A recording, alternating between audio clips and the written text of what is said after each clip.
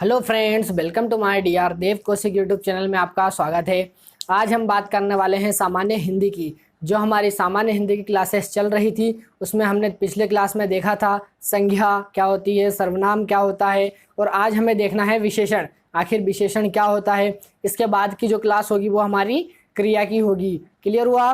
तो अब हम देखते हैं आज की क्लास में आखिर विशेषण क्या है, कितने प्रकार के होते हैं और उन प्रकारों के अंतर्गत क्या क्या आता है। तो हम देखते हैं आखिर विशेषण क्या है, कितने प्रकार के होते हैं। क्लियर? तो हम देखें आखिर विशेषण और विशेषण की परिभाषा क्या है। क्लियर हुआ? तो देखें हम क्या लिखा है कि परिभाषा संज्ञा व सर्वनाम, संज्ञा और सर्वनाम जो हमने पिछले लेक्चर में पढ़ चुके हैं, संज्ञा भी पढ़ चुके हैं और सर्वनाम भी पढ़ चुके हैं। तो यहाँ पर देखें क्या है कि संज्ञा व सर्वनाम की विशेषता, संज्ञा और सर्वनाम की विशेषता बताने वाले जो शब्द होते हैं वही विशेषण कहलाते हैं। वही क्या? विशेषण कहलाते हैं।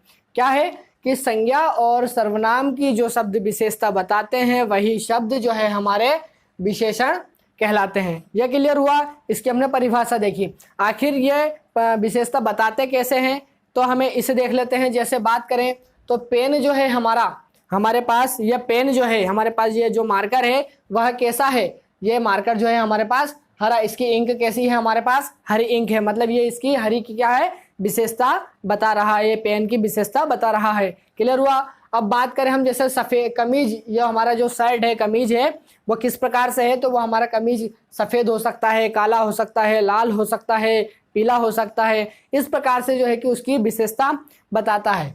क्लियर हुआ? जैसे हमारे पास चुनरी जो है, और चुनरी का कलर जो होता है वो किस प्रकार से है? तो वो होता है हमारे पास लाल। जैसे चुनरी का कलर क्या है? लाल। तो लाल जो है क्या? उसकी विशेषता बता रहा है। क्लियर हुआ? आया समझ में? तो इस प्रकार से जो शब्द होंगे वो हमारे किसमें होंगे? विशेषण कहलाने वाले शब्द होंगे। क्लियर? अब ये विशेषण क्या है और विशेष क्या है, प्रविशेषण क्या होते हैं, क्रिया विशेषण क्या होते हैं, हम इन्हें देख लेते हैं। क्लियर हुआ? तो देखते हैं कि विशेषण, आखिर विशेषण क्या चीज है। तो विशेषण की परिभाषा क्या है? हम विशेषण की परिभाषा देखें तो विशेषण की परिभाषा यह परिभाषा है कि जो शब्द विशेषता बताता है, जो शब्द विशेषता बताता है वही विशेषण कहलाता है। वही क्या? विशेषण कहलाता है। जैसे ये जो हरा जो है ये क्या? विशेषता बता रहा है। यह सफेद जो क्या है? विशेषता बता रहा है। यह लाल क्या है? यह विशेषता बता रहा है। किसकी विशेषता? यह पेन की, कमीज की और चुनरी की विशेषता बता रहा है। आया क्लियर? अब बात कर रहे हैं, हमने देखा विशेषण की, तो अब बात करते हैं कि विशेष क्या होते हैं। तो विशेष वह होते हैं कि जिसकी विशेषता बताई जाए, जिसकी विशेषता बताई जाए वह विशेष कहलाता है। वह क्या? विशेष कहलाता है। तो अपन देखेंगे उदाहरण में कि किसकी विशेषता बता रहा है। तो यह पेन की विशेषता बता रहा है, यहाँ पर कमीज की विशेषता बता रहा है, यहाँ पर चुनरी की विशेषता बता रहा है। क्लियर हुआ? तो इस प्रकार से है कि जिसकी विशेषता बताई जाए वह विशेष कहलाता है। क्लियर हुआ? तो हमने देखा विशेषण और विशेष्य। क्लियर? अब हम बात करते हैं कि प्रविशेषण क्या होता है। प्रविशेषण क्या होते हैं? तो जो शब्द विशेषणों की विशेषता बताए, जो शब्द विशेषणों की विशेषता बताए वह प्रविशेषण कहलाता है। वह क्या? प्रविशेषण कहलाता है। क्लियर हुआ? अब हमने प्रविशेषण देखा। अब देखते हैं कि जो अपना क्रिया विशेषण क्या होते हैं। तो जो शब्द क्रिया विशेषणों की बताए, जो शब्द क्रिया की विशेषता बताए, जो शब्द हमारा क्रिया की विशेषता बताए वह क्रिया विशेषण कहलाता है। क्लियर हुआ? तो इस प्रकार से हमने अभी विशेषण, विशेष, प्रविशेषण और क्रिया विशेषण देखा। क्लियर? अब हम देखते हैं तीनों चारों पॉइंट को उतार के कि विशेषण क्या होते हैं, विशेष क्या होते हैं, प्रविशेषण क्या होते हैं। तो हम एक उदाहरण के तौर पर इसे समझ सकते हैं। क्लियर हुआ? तो देखते हैं वह उदाहरण कौन सा है। तो वह उदाहरण है, यह बहुत लाल कमीज है, यह बहुत लाल कमीज है, यह बहुत ही काला कमीज है, यह बहुत ही सफेद जो है कि कमीज है, यह बहुत ही नीला कमीज है। ठीक है? यहाँ पर कमीज की जगह पेंट कर लो, शर्ट कर लो, कुर्ता कर लो, कुर्ती कर लो, कुछ भी हो सकता है। क्लियर? तो देखें यह जो है यह बहुत जो शब्द लिया गया है हमारा, यह बहुत प्रविशेषण कहलाता है। जैसे मैंने बताया कि जो शब्द विशेषणों की विशेषता बताए, मतलब इन दोनों की विशेषता कौन बता रहा है, यह बहुत वाला जो शब्द है वह प्रविशेषण को दर्शाता है। क्लियर। यह बहुत लाल कमीज है, तो यह जो लाल है वो क्या है हमारे पास विशेषण। जैसे मैंने बताया अभी आप लोगों को कि हरा जो क्या है यह विशेषण है, सफेद क्या है विशेषण है। इसी प्रकार जो लाल वो है हमारे पास क्या विशेषण है। अब किसकी विशेषता बता रहा है, तो यह कमीज की विशेषता बता रहा है, इसलिए यह विशेष्य कहलाएगा। जैसे मैंने अभी आप लोगों को बताया कि विशेषता, जिसकी विशेषता बताई जाए, तो किसकी विशेषता बता रहा है, कमीज की विशेषता बता रहा है। यहाँ पर कमीज की विशेषता बता रहा है, और यहाँ पर ने देखा था कि जिसकी विशेषता बताई जाए वह विशेष्य कहलाता है। तो इसकी विशेषता बताई जा रही है, तो यह क्या विशेष्य कहलाएगा। क्लियर हुआ। अब हम बात करें तो इसको जमाने का तरीका उदाहरण के तौर पर यही होता है कि सबसे पहले प्रविशेषण, विशेषण और बाद में विशेष्य आता है। जैसे वाक्य को यदि हम किसी तरीके से बनाना चाहते हैं तो वाक्य को कैसे बनाना पड़ेगा, तो वाक्य को इस प्रकार से बनाना पड़ेगा। जैसे वाक्य में सबसे पहले प्रविशेषण, इसके बाद में विशेषण और फिर बाद में विशेष शब्द, इस प्रकार से का क्रम हमारे वाक्य में आना चाहिए। क्लियर हुआ। तो इस प्रकार से हमने देखा आखिर कि विशेषण क्या होते हैं। अब बात करते हैं यह विशेषण की। तो विशेषण को जो है कि 5 प्रकारों में बांटा गया, 3 प्रकारों में जो है 4 प्रकारों में बांटा गया, 4 प्रकारों में बांटा गया है। तो बात करते हैं विशेषण के भेद या प्रकार की, तो यह 4 प्रकार में बांटा गया है। वो 4 प्रकार कौन कौन से हैं हम वो भी देख लेते हैं। क्लियर हुआ। तो देखते हैं कि सबसे पहले हमारा जो प्रकार है वह है सार्वजनिक विशेषण। कौन सा है हमारे पास, सार्वजनिक विशेषण। दूसरी बात आती है तो यहाँ पर आती है हमारे पास संज्ञावाचक विशेषण। तीसरा आता है हमारे पास गुणवाचक विशेषण, और चौथा आता है परिणामवाचक विशेषण। इस प्रकार से जो है कि विशेषण के भेद या प्रकार होते हैं, वो कितने होते हैं हमारे पास, 4 होते हैं। क्लियर हुआ। अब ये जो प्रकार हैं, यह प्रकार को देख लेते हैं कि इनकी परिभाषा क्या है और यह कि भी कितने प्रकार के होते हैं। क्लियर हुआ। तो देखते हैं सबसे पहले हमारा सार्वजनिक विशेषण। कौन सा देखते हैं, सार्वजनिक विशेषण। आखिर यह सार्वजनिक विशेषण जो है वो कितने प्रकार से होते हैं और इसकी परिभाषा क्या है। क्लियर हुआ। तो देखें सार्वजनिक विशेषण कि जब सर्वनाम संज्ञा के पहले आए, यहाँ पर आप लोग गौर से ध्यान से समझिएगा कि जब सर्वनाम संज्ञा के पहले आकर उसकी विशेषता बताता है, जब सर्वनाम संज्ञा से पहले आकर उसकी विशेषता बताए तो उन्हें सार्वजनिक विशेषण कहते हैं, वह सार्वजनिक विशेषण कहलाता है। क्लियर। तो अपन देखते हैं यह जो सार्वजनिक विशेषण है यह भी 2 प्रकार के हैं। यह 2 प्रकार कौन कौन से हैं, तो यह 2 प्रकार है मौलिक सार्वजनिक विशेषण और यौगिक सार्वजनिक विशेषण। पहला है कौन सा है, एक यौगिक सार्वजनिक विशेषण। पहला है हमारे पास मौलिक सार्वजनिक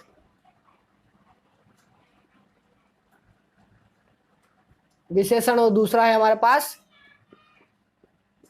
यौगिक सार्वजनिक विशेषण। तो यह जो सार्वजनिक विशेषण है यह भी 2 प्रकार से होते हैं। कौन से, एक तो मौलिक सार्वजनिक विशेषण और दूसरा यौगिक सार्वजनिक विशेषण। क्लियर हुआ। अब हम बात करते हैं, आते हैं कि हमने सार्वजनिक समझा। अब देखते हैं हम संख्यावाचक विशेषण। आखिर यह संख्यावाचक विशेषण क्या है, तो संख्यावाचक विशेषण की परिभाषा यह है कि वे शब्द जो संज्ञा की संख्या के द्वारा विशेषता बताते हैं। समझना आप लोग, संज्ञा की संख्या के द्वारा विशेषता बताते हैं, वह शब्द जो है हमारे संज्ञावाचक विशेषण कहलाते हैं। यह भी 2 प्रकार से होते हैं। तो यह 2 प्रकार से कौन से होते हैं, तो पहला होता है निश्चित संख्यावाचक विशेषण और दूसरा होता है अनिश्चित संख्यावाचक विशेषण। कौन सा, निश्चित संख्यावाचक विशेषण और अनिश्चित संख्यावाचक विशेषण। अब देखते हैं यह निश्चित संख्यावाचक विशेषण किस प्रकार से हैं। तो बात करें अपन इसके उदाहरण की, तो इस प्रकार से देख सकते हैं। जैसे कक्षा में 50 विद्यार्थी हैं, तो जो संख्या है हमारी फिक्स है, जो कि संख्या बता रही है कि सिर्फ 50 ही विद्यार्थी है। बात करें तो इस सम्मेलन तो चलो बहुत अनिश्चित सम्मेलन में अनिश्चित संख्या होती है। बात करें क्लास की, बात करें किसी घर के परिवार के मेंबर की, परिवार के सदस्यों की, तो वह क्या हमारे संख्या निश्चित संख्यावाचक विशेषण में आते हैं। क्लियर हुआ। अब बात करें अनिश्चित संख्यावाचक की, तो अनिश्चित संख्यावाचक में यह बोल सकते हैं कि स्कूल में कुछ विद्यार्थी है जिसकी कोई संख्या निश्चित नहीं है। क्लियर हुआ। निश्चित जैसे कक्षा की बात करें तो कक्षा में जो है कि हमारे फिक्स जो है कि पूर्ण निश्चित जो है कि स्टूडेंट छात्र जो होते हैं वो हमारे निश्चित होते हैं, और अनिश्चित संख्या में देखें तो स्कूल में बहुत ही जो है कि छात्र होते हैं, इसलिए उसमें कुछ शब्द अपन लगा सकते हैं। क्लियर हुआ।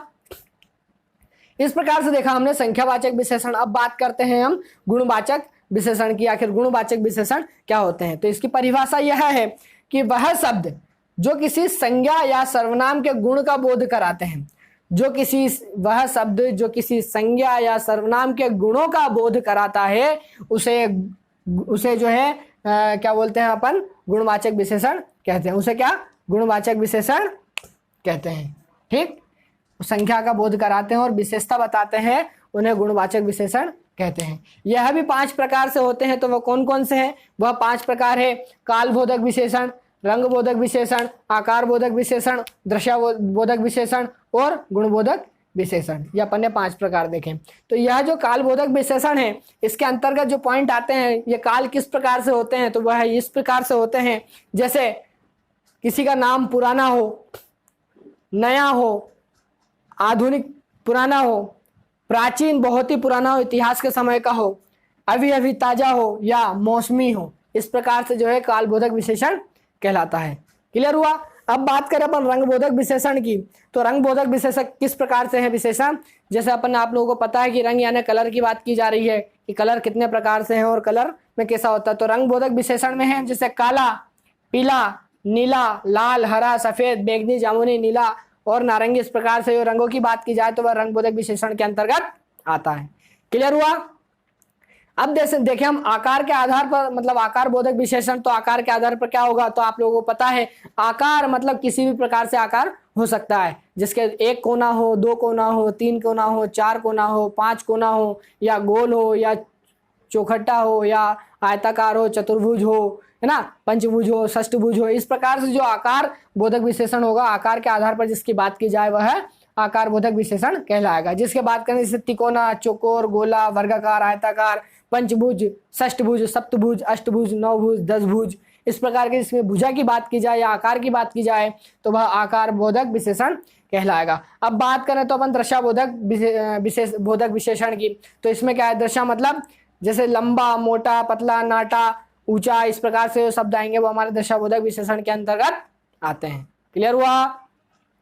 अब सबसे लास्ट बचता है हमारा गुणबोधक विशेषण। तो यह गुणबोधक विशेषण क्या है? तो देख लेते हैं। गुण मतलब हमारे गुणों की बात की जा रही है, हमारे के अंदर किसी व्यक्ति की बात की जाए तो उस व्यक्ति के अंतर्गत गुण क्या क्या हो सकते हैं। तो यहाँ देखिए, व्यक्ति सबसे अच्छा ईमानदार हो सकता है, व्यक्ति सुंदर हो सकता है, व्यक्ति बेईमान हो सकता है, कपटी हो सकता है, अच्छा हो सकता है, बुरा हो सकता है। और बात करें तो ये जो शब्द आते हैं वो हमारे इसमें इस गुणबोधक विशेषण के अंतर्गत आते हैं। अब हम बात करते हैं आगे, इसके बाद में 4th आता है हमारा परिणामवाचक। अपन बात कर रहे थे परिणामवाचक की, तो परिणामवाचक की परिभाषा क्या है? तो परिणामवाचक की परिभाषा यह है कि जिन शब्दों में संज्ञा या सर्वनाम की मात्रा का बोध होता है, जिन शब्दों में संज्ञा या सर्वनाम की मात्रा का बोध होता है उसे अपन क्या? परिणामवाचक विशेषण कहते हैं। क्लियर हुआ। अब यह परिणामवाचक विशेषण भी 2 प्रकार से होते हैं। यह 2 प्रकार से कौन कौन से होते हैं? तो ये हम देखते हैं। तो यह होता है एक निश्चित परिणामवाचक विशेषण और दूसरा होता है अनिश्चित परिणामवाचक विशेषण। क्लियर हुआ। तो यह निश्चित परिणामवाचक विशेषण होता है, इसकी परिभाषा क्या है? तो वह शब्द जो संज्ञा की निश्चित मात्रा का बोध कराते हैं उसे हम क्या? निश्चित परिणामवाचक विशेषण कहते हैं। क्लियर हुआ। अब यह बात करें इसके निश्चित परिणामवाचक के उदाहरण की, तो किस प्रकार से हो सकता है? जैसे बात करें अपन कि भाई मेरे पास 50 किलो शक्कर है ना, और 50 किलो शक्कर है, और बात करें यहाँ पर 50 किलो चावल है। तो यह शक्कर और चावल का जो मेज है वह क्या? निश्चित की मात्रा की बात कर रहा है। मतलब किसी संख्या फिक्स संख्या होनी चाहिए, 10 लीटर तेल और 5 किलो चावल, 5 किलो शक्कर या दाल या फिर कुछ भी जिसकी तुलना की जाए किससे, निश्चित से, जिसका वेट निश्चित किया जा सकता है उसे निश्चित परिणामवाचक विशेषण कहते हैं। क्लियर हुआ। अब हम बात करते हैं अनिश्चित परिणामवाचक विशेषण की। तो यह अनिश्चित परिणामवाचक विशेषण क्या होता है? तो अनिश्चित परिणामवाचक विशेषण वह विशेषण होता है कि जो संख्या की अनिश्चित मात्रा का बोध कराता है उसे अनिश्चित परिणामवाचक विशेषण कहते हैं। यह जैसे बात करें इसका उदाहरण, जैसे थोड़ा पानी, थोड़ी चीज, कुछ मात्रा में, कुछ ये चीज, कुछ वो चीज, जिसकी कोई लिमिट या कि अनिश्चित मात्रा हो, जिसकी कोई निश्चित मात्रा फिक्स नहीं हो, उसे अपन क्या, अनिश्चित परिणामवाचक विशेषण कहते हैं। क्लियर हुआ। तो यह अपन ने परिणामवाचक विशेषण देखा। अब इसी के साथ एक हमारे पास विशेषण और होता है, वह परीक्षा की दृष्टि से बहुत महत्वपूर्ण विशेषण है, तुलनात्मक विशेषण। तुलनात्मक विशेषण आखिर क्या होता है? तो यह तुलनात्मक विशेषण यह 3 प्रकार से होता है। इसकी 3 अवस्था होती है, प्रथम अवस्था, द्वितीय अवस्था और उत्तम अवस्था या तृतीय अवस्था इसे कहते हैं। इस प्रथम अवस्था में व्यक्ति सीधे किसी एक ही व्यक्ति की विशेषता बताता है। यह किसी एक की ही विशेषता बताता है, उसे अपन क्या, प्रथम अवस्था कहते हैं। क्लियर हुआ। अब द्वितीय अवस्था वह अवस्था है कि जिसमें किसी 2 व्यक्ति के बीच की विशेषता बताई जाती है, किसी 2 व्यक्ति के बीच की विशेषता बताई जाती है, उसको द्वितीय अवस्था कहते हैं। ठीक है। और जिसमें व्यक्ति किसी व्यक्ति के किसी अन्य व्यक्ति से या 2 व्यक्ति किसी अन्य व्यक्ति से, मतलब बात की जाए तो सबसे जिसकी तुलना की जाती है उसे उत्तम अवस्था या तृतीय अवस्था कहते हैं।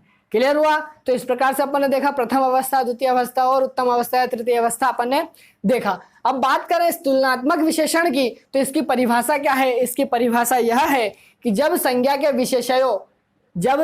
विशेषयों की तुलना की जाती है तब यह तुलनात्मक विशेषण कहलाता है। मतलब संज्ञा के विशेषयों की तुलना की जाए तो वह तुलनात्मक विशेषण कहलाता है। इसकी 3 अवस्थाएं, मूल अवस्था या प्रथम अवस्था, उत्तर अवस्था या द्वितीय अवस्था और तीसरा है तृतीय अवस्था या उत्तम अवस्था। यह द्वितीय अवस्था या उत्तर अवस्था कहलाती है। क्लियर हुआ। अब हम बात करें मूल अवस्था की। तो मूल अवस्था क्या है? मूल अवस्था वह है कि जब किसी संज्ञा के सामान्य गुणों की बात की जाए, जब किसी संज्ञा के सामान्य गुणों की बात की जाती है तो उसे विशेषण की मूल अवस्था कहते हैं या प्रथम अवस्था कहते हैं। क्लियर हुआ। अब बात करें अपन उत्तर अवस्था या द्वितीय अवस्था की। तो जब किसी संज्ञा के विशेषणों की तुलना किसी अन्य संज्ञा से की जाती है, किसी अन्य संज्ञा से की जाती है तो वह क्या, उसे मूल अवस्था या द्वितीय अवस्था, उसे उत्तर अवस्था या द्वितीय अवस्था कहते हैं। सामान्यतः यह विशेषण में तर प्रत्यय लगाकर इसका प्रयोग किया जाता है। काई का? तर प्रत्यय लगाकर इसमें मूल शब्द से अधिक या थोड़े जैसा शब्द लिखकर इस अवस्था की वाक्य बनाया जाता है। क्लियर हुआ। जैसे बात करें अपन द्वितीय, इसमें 2 व्यक्ति की बात की जाती है तो इसमें अपन देखते हैं कि उदाहरण कौन कौन से हैं। तो इसमें उदाहरण बनते हैं हमारे, जैसे रीचा जो है रीना से अधिक सुंदर है। तो यहाँ पर देखो द्वितीय अवस्था 2 व्यक्तियों के बीच की विशेषता बताना है, तो रीचा और रीना की विशेषता बता रहा है। तो रीचा जो है हमारी रीना से अधिक सुंदर है, यह इसकी विशेषता है। क्लियर हुआ। अब हम बात करते हैं इसे राम की। तो राम जो है श्याम से बहुत ही श्रेष्ठतर है। इस प्रकार के जो वाक्य हैं हमारे उत्तम अवस्था या द्वितीय अवस्था में, उत्तर अवस्था या द्वितीय अवस्था में होते हैं। क्लियर हुआ। अब हम बात करते हैं उत्तम अवस्था की या तृतीय अवस्था की। तो इसकी परिभाषा क्या है कि जब किसी एक संख्या के विशेषणों की तुलना एक से अधिक संख्या के विशेषणों के से की जाती है तो उसे विशेषण की उत्तम अवस्था कहते हैं, उसे विशेषण की उत्तम अवस्था कहते हैं। क्लियर हुआ। अब बात करें इसके उदाहरण की। तो इसमें उदाहरण किस प्रकार से होते हैं? तो इसमें बताया कि किसी तीसरे व्यक्ति की तुलना करना है या किसी अन्य व्यक्ति की तुलना करना है या किसी सबसे किसी की तुलना करना है तो उसमें उदाहरण किस प्रकार से बनेंगे तो हम देखते हैं। जैसे इंदिरा गांधी जो थी वो सभी प्रधानमंत्रियों में सबसे श्रेष्ठतम मानी जाती थी।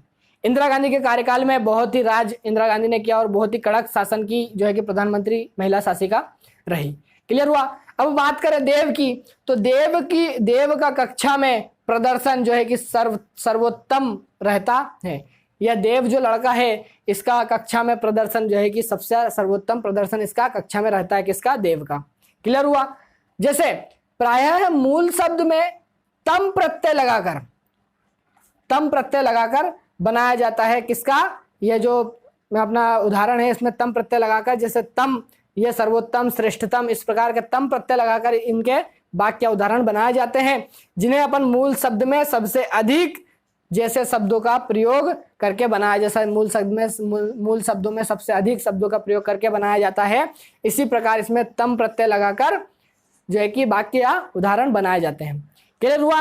तो इस प्रकार हमने देखा परिणामवाचक, तुलनात्मक वाचक और इनके उदाहरण किस प्रकार से रहते हैं। तो अब हम आगे की क्लास में देखेंगे आखिर क्रिया क्या है ना। तो मैं आशा करता हूं कि आप लोगों को आज का क्लास जो है कि हमारा विशेषण का बहुत ही अच्छे से समझ में आया होगा, और आप लोगों को कुछ समझ में नहीं आया हो तो प्लीज़ आप लोग कमेंट बॉक्स में आकर मुझे कमेंट कीजिएगा। साथ ही साथ यदि आप लोग कुछ अच्छे तरीके से पढ़ना चाहते हो तो वो भी मुझे बताइए, तो मैं उस तरीके से आप लोगों को पढ़ाने की पूर्ण कोशिश करूँगा। और यदि आप लोगों को मेरा वीडियो अच्छा लगा हो तो प्लीज़ आप लोग इसे लाइक, शेयर और सब्सक्राइब जरूर करें। धन्यवाद। Well done.